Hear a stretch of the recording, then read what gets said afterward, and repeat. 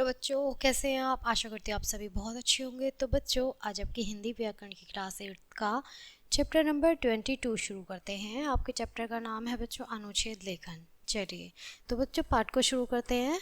आपका पाठ शुरू होता है, ठीक है।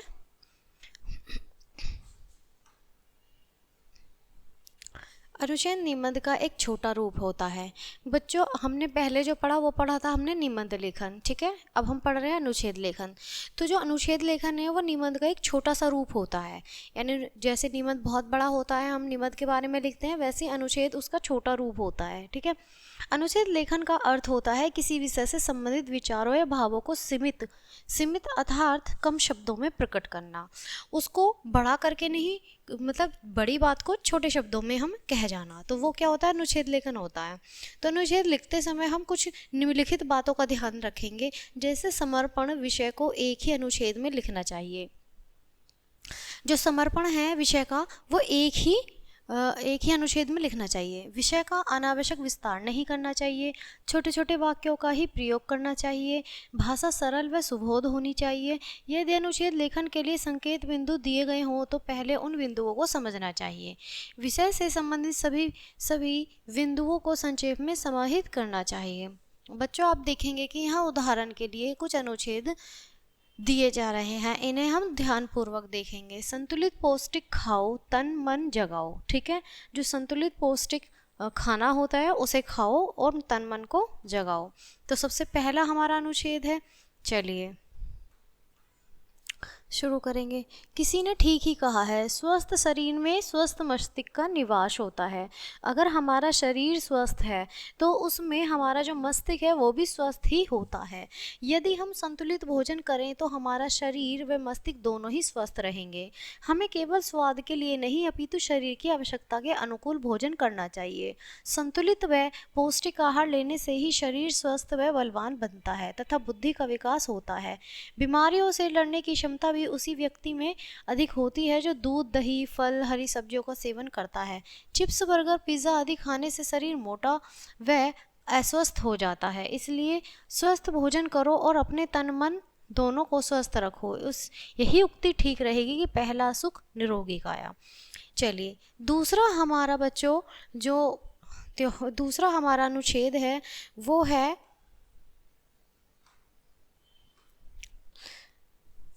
मेरा प्रिय त्योहार। भारत उत्सव प्रिय देश है। यहाँ भारतवर्ष त्योहारों की धूम रहती है। ये त्योहार हमारे जनजीवन में उत्साह भर देते हैं।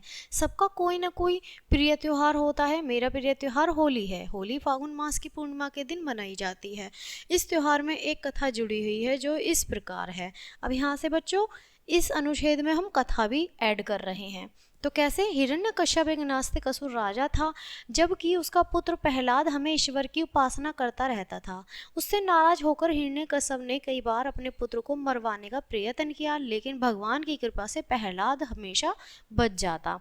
राजा हिरण्यकश्यप की बहन होलिका को आग में न जलने का वरदान प्राप्त था। एक बार राजा ने प्रहलाद को मारने के लिए होलिका की गोद में आग पर बैठा दिया।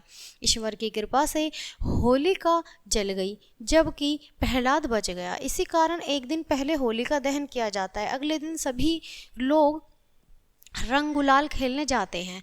सारा वातावरण रंग बिरंगा हो जाता है। श्री कृष्ण की जन्मभूमि मथुरा में तो यह त्योहार और भी धूमधाम से मनाया जाता है। इस त्योहार पर लोग सभी भेदभाव भुलाकर एक दूसरे को रंग लगाते हैं, जिससे भाईचारा व एकता को बल मिलता है। मेरी आकांक्षा है कि हमारे प्यारे देश में हर त्योहार ऐसे भी विभिन्न धर्मों में सद्भावना बढ़ाए। त्योहार ही हमारी संस्कृति व सभ्यता के रक्षक हैं। इनके बिना हमारा जीवन नीरस हो जाता है। अब आप देखेंगे बच्चों, पहली फिल्म जिसे मैंने सिनेमाघर देखा, ठीक है। जब सिनेमाघर देखा तो पहली फिल्म, ठीक है। मैं जब कक्षा 6 में आया था तब मेरे माता पिता मुझे सिनेमाघर दिखाने का आग्रह किया। आज से पहले वह मुझे छोटा कहकर और वहाँ इतनी देर बैठने की असुविधा बताकर टालते रहते थे, पर इस बार उन्होंने मेरा आग्रह स्वीकार कर लिया। एक रविवार के दिन हमने तारे जमी पर फिल्म देखने जाने का निश्चय किया। आमिर खान वैसे ही भी मेरा प्रिय अभिनेता है, इसलिए मैं उत्सुकतापूर्वक उस दिन का इंतजार करने लगा। आखिर वह दिन आ ही गया। हम जब सिनेमा घर पहुंचे व टिकट लेकर अंदर गए, सिनेमा घर में घुसते ही अंधेरे के कारण मुझे थोड़ा डर लगा, पर मैं अपने पिताजी का हाथ थामे हुए आगे बढ़ा। हम अपनी निर्धारित सीटों पर जा बैठे। वहाँ बड़े पर्दे को देखकर मैं हैरान था, जिस पर कुछ विज्ञापन दिखाए जा रहे थे। निर्धारित समय पर फिल्म शुरू हुई। फिल्म के कलाकारों के अभिनय व कहानी से बहुत प्रभावित हुआ। मैंने अपने पिताजी से सिनेमा के बड़े पर्दे पर फिल्म दिखाए जाने की तकनीक भी समझी। इस दिन फिल्म देखकर मैं बहुत प्रसन्न हुआ था। यह मेरा एक बहुत ही अच्छा अनुभव था। बाद में मुझे पता चला कि इस फिल्म को बहुत से अवार्ड प्राप्त हैं। Mobile phone. अब हमारा बच्चों चौथा है अनुच्छेद, मोबाइल फ़ोन छात्रों बच्चों के लिए उपयुक्त व अनुपयुक्त। आजकल छात्र इस वैज्ञानिक युग में विभिन्न उपकरणों का प्रयोग करते हैं, जैसे मोबाइल फ़ोन, कंप्यूटर, आईपैड आदि। छोटा बच्चे भी मोबाइल फ़ोन के प्रयोग से परिचित हैं। आजकल छात्र अपने मित्रों से संपर्क के लिए इसका प्रयोग करते हैं। कई बार तो वह लंबे समय तक मोबाइल पर बात करते हैं, जिससे उनकी पढ़ाई व अन्य कार्य प्रभावित होते हैं। मोबाइल पर लंबे समय तक बात करना हमारे लिए शारीरिक रूप से भी हानिकारक है, जिससे हमारे सुनने की क्षमता कमी आ जाती है। मोबाइल पर खेल खेलने से छात्रों के देखने की शक्ति भी प्रभावित होती है। छात्रों के लिए मोबाइल रखना आज अपना एक स्तर प्रदर्शन करने का एक माध्यम बन गया है। मोबाइल के अधिक प्रयोग के कारण कई छात्र अपने माता पिता से अपनी कुछ बातें भी छिपाने लगे हैं, जिससे वह गलत राह पर चलकर अपना भविष्य भी खराब कर सकते हैं।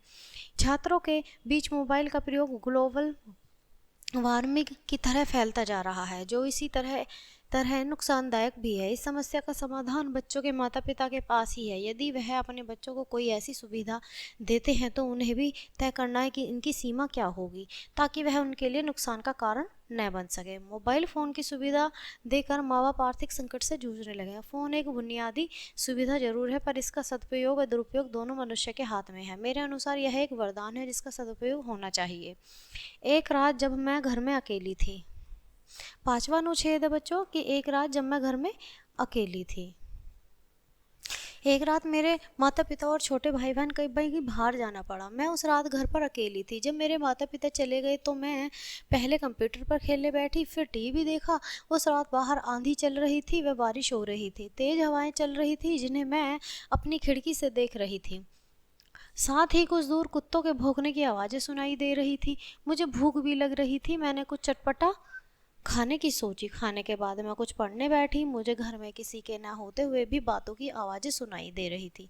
मैंने महसूस किया कि वह आवाज़ें टीवी में से आ रही हैं, जो चलता छोड़ आई थी। मैंने टीवी बंद किया, तभी हवा के तेज झोंके के कारण अचानक खिड़की बंद हो गई। भय से उछल पड़ी। मैंने खिड़की बंद कर चिटकनी लगा दी। अब मैं सुस्त सी हो रही थी, अतः मैंने अपने बिस्तर पर सोने चली गई। सुबह सूरज की किरणों ने मेरी आंखें खोली तो मैंने माँ के सामने पिछली रात का वर्णन किया। मेरी माँ ने मुझे गले से लगा लिया। आज भी मैं उस रात को याद करके थोड़ा डर जाती हूँ। अब बच्चों बात करते हैं छठे अनुच्छेद की, जिसमें है टैलेंट हट, प्रतिभा खोज। कार्यक्रमों में छात्रों या बच्चों का भाग लेने का उचित या अनुचित। विज्ञान के आविष्कारों ने मनुष्य को अनेक सुख सुविधा प्रदान किए हैं, ऐसा ही अधिकार है। टेलीविज़न का आविष्कार। आज टेलीविज़न पर विभिन्न आयु वर्गों के लिए अलग अलग कार्यक्रम प्रसारित किए जाते हैं। इनमें बच्चों के लिए होने वाले टैलेंट हंट कार्यक्रमों की संख्या निरंतर बढ़ती जा रही है। छोटे छोटे उस्ताद, लिटिल चैम्प्स, छोटे मियाँ आदि इन कार्यक्रमों में भाग लेने से उनकी योग्यता उनके सामने आ जाती है। आत्मविश्वास बढ़ता है व विभिन्न पुरस्कार जीतने का अवसर मिलता है। जहाँ ये नए नए व्यक्तियों से मिलकर जो कि इस क्षेत्र में निपुण हैं अपनी प्रतिभा को बढ़ा सकते हैं, वहीं दूसरी ओर उससे कई पढ़ाई प्रभावित होती है। शारीरिक विकास के लिए पढ़ाई व खेल दोनों आवश्यक हैं, पर लंबे समय तक इन कार्यक्रमों में व्यस्त रहने से भी इन सब चीज़ों से दूर जाते हैं। यही नहीं, वे अपने परिवार से भी दूर हो जाते हैं। कई बच्चे जो जीत नहीं पाते, उनकी मानसिक शांति भंग हो जाती है। विदेशों में ऐसे कार्यक्रम न के बराबर सुनने को मिलते हैं। मेरे विचार से बच्चे हमारे देश का भविष्य हैं। इन्हें इनकी प्रतिभा के विकास के लिए अन्य कई प्रकार के अवसर प्रदान किए जा सकते हैं, जो इन्हें मानसिक व शारीरिक रूप से हानि न पहुंचाएं। अब बच्चों 7 है हमारा समय का सदुपयोग। समय यदि एक बार हाथ से निकल जाए तो पुनः लौटकर नहीं आ जाता। जो व्यक्ति समय का सदुपयोग करते हैं वे ही जीवन में सफल होते हैं। आलस्य मनुष्य का सबसे बड़ा शत्रु है। आलसी मनुष्य समय का सदुपयोग न कर अपनी उन्नति के मार्ग स्वयं ही बंद कर लेते हैं। विद्यार्थियों के लिए ये तो समय सबसे अमूल्य धन है। समय का उचित रूप से पालन करने वाले विद्यार्थी जीवन के हर क्षेत्र में सफलता प्राप्त करते हैं। इसलिए हमें आज का काम कल पर नहीं टालना चाहिए। देश की सभी महान हस्तियों ने समय का सदुपयोग किया है। यही कारण है कि उनके कार्य में उनकी जीवन शैली भी आज हमें प्रेरणा प्रदान करती है। समय के सदुपयोग से ही जीवन में सुख, शांति व उन्नति प्राप्त होती है तथा मनुष्य जीवन की ऊंचाइयों को छू लेता है। अब बच्चों 8 अनुच्छेद है हमारा 8वां, मेरी पहली विमान यात्रा। ठीक है, जब मैं बहुत छोटी सी थी तो आकाश में हवाई जहाज विमान को देखकर बहुत खुशी होती थी। मैंने अभी आयु के 9 वर्ष ही पार किए थे। तभी मुझे परिवार के साथ सिंगापुर जाने का अवसर प्राप्त हुआ। पहली बार विमान में बैठने का ख्याल से ही मेरा मन खुशी से झूम उठा। आखिर वह दिन भी आ गया जिसका मैं स्वप्न देखती थी। विमान में बैठना बहुत ही रोमांचक व उत्साहपूर्ण था। जैसे ही विमान ऊपर की ओर उड़ने लगा तो मुझे थोड़ा डर लगने लगा, किंतु थोड़ी देर बाद उसके उड़ान पर भर लेने से मुझे रोमांच हुआ। विमान की खिड़की से नीचे देखने पर एक छोटी जगमगाती दुनिया देख मुझे बहुत खुशी मिली। समय समय पर यात्रा संबंधी उचित निर्देश यात्रियों को दिए जा रहे थे। तभी यात्रियों का जलपान कराया गया। मैंने भी अपना मनपसंद जूस पिया और सामने की स्क्रीन पर फिल्म देखने लगी। मेरे माता पिता व भाई तो सो गए थे, परंतु मेरी आंखों में नींद कहाँ। मैं इस यात्रा के हर पल का आनंद लेना चाहती थी। बादलों में से निकलकर जब मेरा जहाज गुजारा तो ऐसा लगा जैसे मैं बादलों में बैठी हूँ। कुछ समय बाद में हमें सीट बेल्ट बांधने के निर्देश मिले क्योंकि जहाज नीचे उतर रहा था। जब मैं विमान से बाहर निकली तो मेरी खुशी का ठिकाना न था। मैंने अपने माता पिता को इस हवाई यात्रा के रोचक अनुभव के लिए धन्यवाद दिया। अब बच्चों बात करेंगे कंप्यूटर की। कंप्यूटर का महत्व। ठीक है, आवश्यकता आविष्कार की जननी है। अपनी आवश्यकता को पूरा करने के लिए ही मानव हमेशा नए यंत्रों का आविष्कार करता रहा है। कंप्यूटर विज्ञान का अत्यधिक विकसित व उपयोगी यंत्र है। इसके पास ऐसा मशीन मस्तिष्क है जो निर्देश मिलने ही हमारा काम सही रूप से बढ़ता है। भारत में कंप्यूटर का प्रयोग लगभग 30 वर्ष पहले आरंभ हुआ था।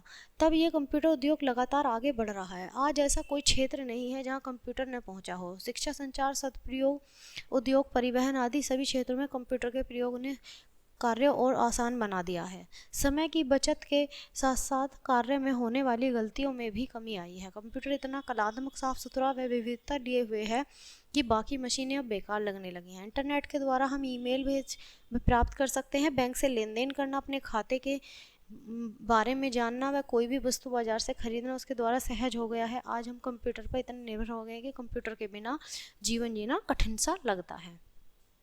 तो बच्चों ये था हमारा पाठ अनुच्छेद लेखन। आशा करती हूँ पाठ अच्छे से समझ आया होगा। तो मिलते हैं आपसे अगले पाठ में। तब तक के लिए बाय। Thanks for watching.